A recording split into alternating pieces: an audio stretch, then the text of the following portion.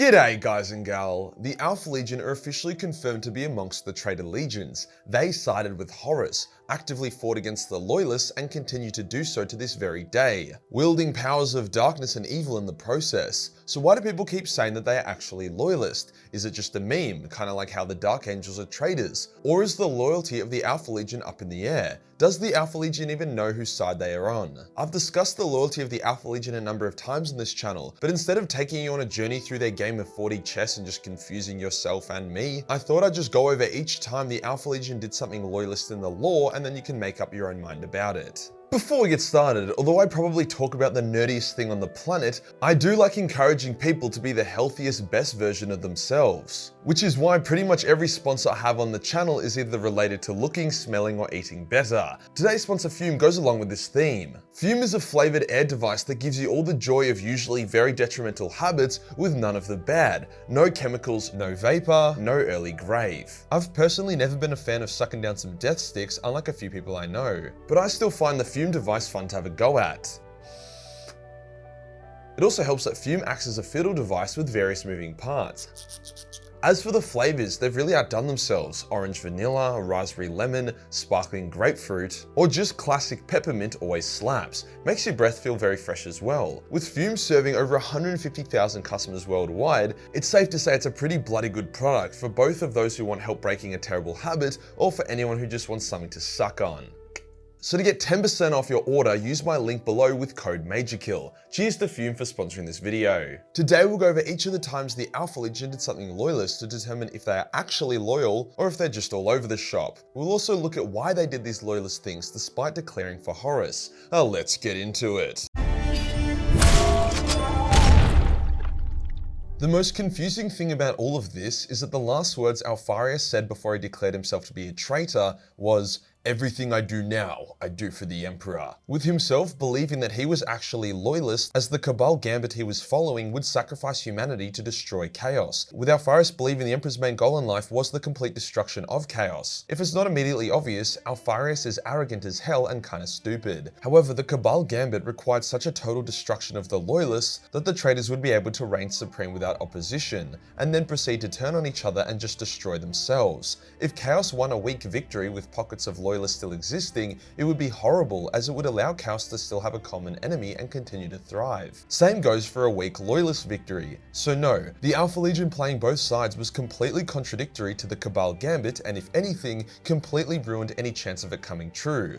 Before we discuss why they ruined their own gambit, other than the fact that they are the fucking Alpha Legion, let's look at all the examples of them being Loyalist. The White Scars were considered to be a key player for either side, with no one actually knowing who Jagged-Eye would join. The traitors had basically trapped the 5th Legion in the Chondak system, with no astropathic messages getting in or out due to a special Alpha Legionnaire base fucking up the warp around them. The plan was to keep them isolated, then approach them and convince them of the War Master's cause, blocking any Imperial attempt to do the same. However, a team of elite Alpha Legionnaires infiltrated the Alpha Legion base and proceeded to blow it up, killing a shitload of Alpha Legionnaire Space Marines in the process and removing the warp issues from the Chondak system, allowing the White Scars to receive various messages from the Imperium telling them of the heresy. The Alpha Legion fleet that was sent to talk to the White Scars and convince them of the traitors' cause actually ended up blockading the White Scars, giving them enough time to receive Rogal Dawn's messages as well as antagonizing them and making them distrust the traitors, all up basically ensuring that the White Scars would choose to remain loyal. During the Isfahan drop site massacre, Corvus Corax had led a few thousand of his warriors away from the killing fields and begun doing hit and runs on the traitors. However, eventually they were cornered by the World Eaters. Just as Angron and his forces were approaching,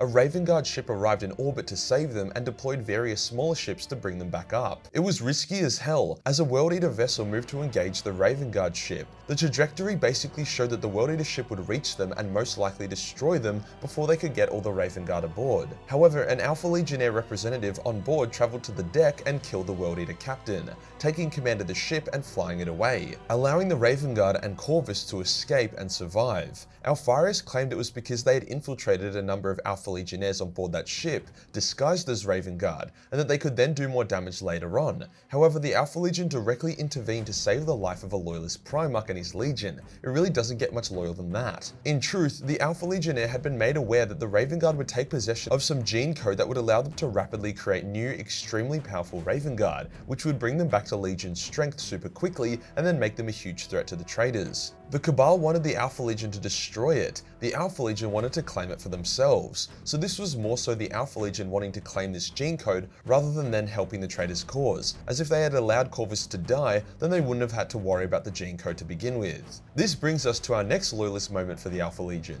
When they stole the gene code from the Raven Guard, they were supposed to give it to Fabius Bile to be used by all the Traitor Legions to guarantee total victory. However, instead Fabius was given a corrupted copy, something that looked super legit, but the final result would always come out wrong. If they actually wanted the Traitors to win outright, then they would have given it over to them. It's unclear what the Alpha Legion ended up doing with it. Is there a massive secret army of Super Alpha Legionnaires in waiting, or did Amigan end up hiding the gene code from everyone else, never using it? During the Siege of Terra, a lot of cook shit happened that made the loyalty of the Alpha Legion confusing as fuck, so let's have a look. The Alpha Legion launched a pretty devastating attack on the outer defenses of the Sol system, most notably Pluto. This ended with Dawn facing down and killing Alpharius, probably not according to plan, at least not Alpharius's. During the battle, Alpharius hinted that he was doing this to test Dawn's defenses and showing him where he needed to improve if he was to beat the Traitors. This contrasts heavily with Alpharius's previous position of the Cabal Gambit, but maybe with everything that has happened, as well as the Cabal admitting that their Gambit was already ruined, Alpharius had a change of heart. Curiously, he fought Dawn alone, not with his brother Amigan.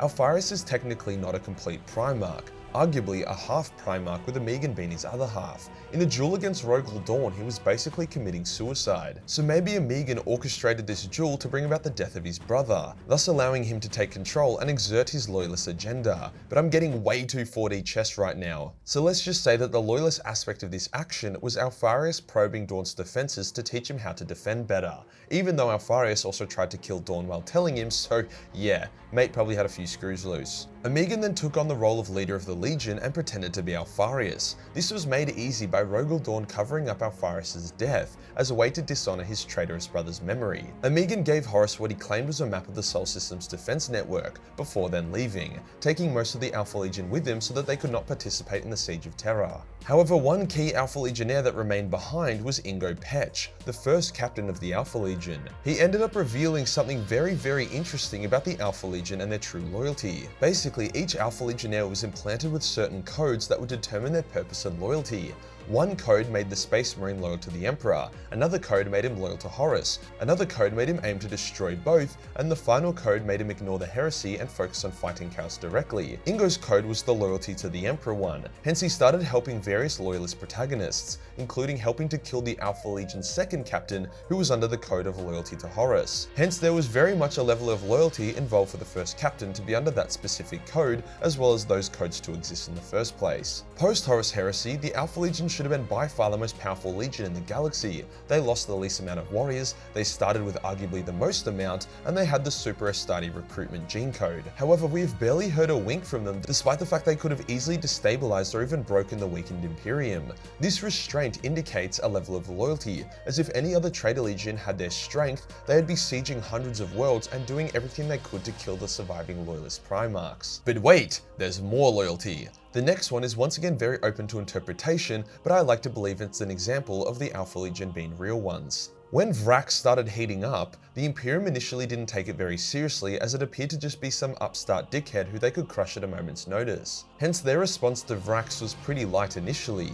However, the chaotic powers brewing at Vrax would result in a massive issue for the Imperium if it wasn't stopped. Hence an Alpha Legionnaire strike force arrived and attacked the Imperial sieges. This in turn triggered a massive Imperial response, making Vrax a high priority target, which allowed the Imperium to eventually retake it and defeat the Chaos armies present, preventing a huge pain in the ass. Hence I think those Alpha Legionnaires were sent to deliberately trigger a larger response from the Imperium, not to actually help the Traitors' cause. And finally, there's some pretty new lore in which an Alpha Legion squad arrives on a planet to retrieve a relic. However, the planet is going through a massive war, with Saint Celestine and Khan the Betrayer having a hectic anime battle during it. In the end, Celestine ends up giving the squad the relic as she saw that they, on some level, were Loyalist, and them having it was much better than anyone else taking it. So there you go. Oh yeah, and the Alpha Legion's war cry is literally, "For the Emperor!" So there's that. So is the Alpha Legion actually Loyalist? Well, yes, but no.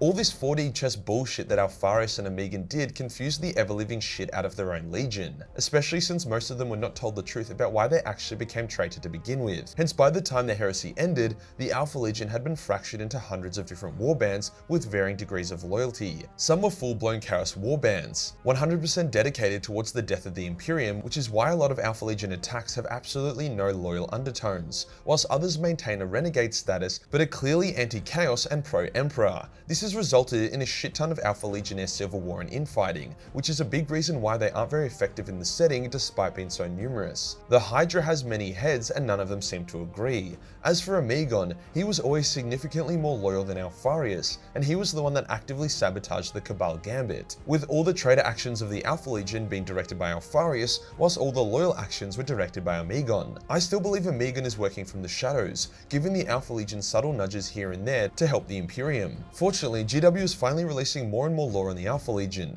so we are getting a pretty good idea of what is actually going on. But back to the question, is the Alpha Legion loyal? Yes, but no. If you enjoyed the video and you want to support the channel, then pick up the Majorkill merch. There is only 48 hours before these designs are gone for good. You do not want to miss out. Hit the subscribe button, hit the real subscribe button for more confusing content. Join the Discord for more memes, and I'll see you in the next one. Peace.